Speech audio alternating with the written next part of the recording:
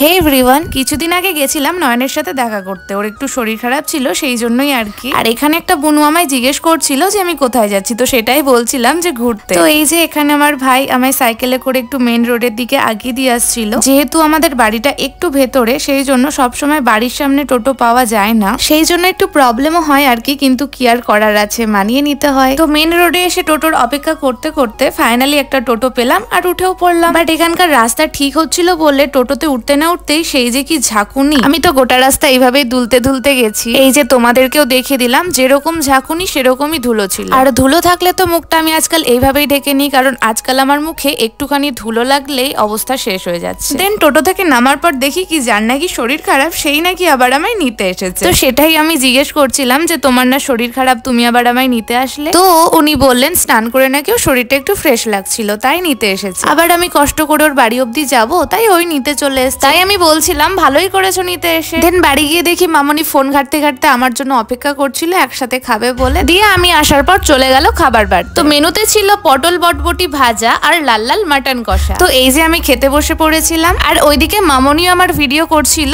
মামনির প্রোফাইলে ভিডিওটা ছাড়বে বলে। মানে দুদিকের ক্যামেরাতেই আমাকে তাল দিতে হচ্ছিল, বুঝতে পারছো? তো এই যে এখানে খাবার কেমন হয়েছে সেটারও রিভিউ নিচ্ছিল মামনি আমার কাছে। তো সত্যি করে রান্নাগুলো ভালোই হয়েছিল খেতে, তো সেটাই আমি বলছিলাম, কিন্তু বিশ্বাস আর করে না মামনি। তাহলে তোমরাই বলো আমার কি করার আছে। তো খাওয়া দাওয়ার পরে আমি মাঝে ভিডিও করতে ভুলেই গেছিলাম। তারপর বাড়ি যাওয়ার সময় মনে পড়লো, ও আমি তো ভিডিও করছিলাম। তাই এই যে তোমাদেরকে আমার অসুস্থ মানুষটাকে দেখিয়ে দিচ্ছিলাম। তো ও এখন অনেক সুস্থ হয়ে গেছে, তাই আমাকে বাড়িতে দিয়ে আসছে, সেটাই তোমাদেরকে বলছিল। তো যাওয়ার সময় বাবু নিয়ে এসেছিল বেগুনি আর মুড়ি মাখানি, আর মামনি করেছিল চা, তো সেটাই খেয়ে নিচ্ছিলাম। তো এবার চলে যাচ্ছিলাম ফাইনালি বাড়ি। আর আমাকে দেখে কেউ হেসো না, কারণ আমি নিজেও জানি না যে আমার শরীরে এত গরম কোথা থেকে আসে। যদিও তখন অতটা শীত পড়েছিল না, কারণ এই ভিডিওটাই ছিল প্রায় 3 সপ্তাহ আগেকার। কিন্তু নয়ন ঠিকই সোয়েট শার্ট পরে নিয়েছিল, এমনি ওর গায়ে জ্বর ছিল, তাই ঠান্ডাটা ওর বেশিই লাগছিল। তো আমাকে রাখতে এসে নাকি ওর আবার চা খেতে ইচ্ছে করছিল, তাই চা করে এনে ওর মাথার চুল এভাবে টানছিল। আর এখানে যে আমি ভিডিও করছি সেটা নয়ন জানতোই না, তো সেটাই ওকে বলে আমি একটু দাঁত কালাচ্ছিলাম। তারপর আমরা আমাদের একটু সুখ দুঃখের গল্প করে নিচ্ছিলাম, আর গল্প করতে করতে আমার একটা কথাতে মাথা গরম হয়ে গেছিল, কিন্তু পরে ওর আর একটা কথা শুনে আমার হাসিও পেয়ে গেছিল। তো ব্লগটা এইটুকুই ছিল, বাই।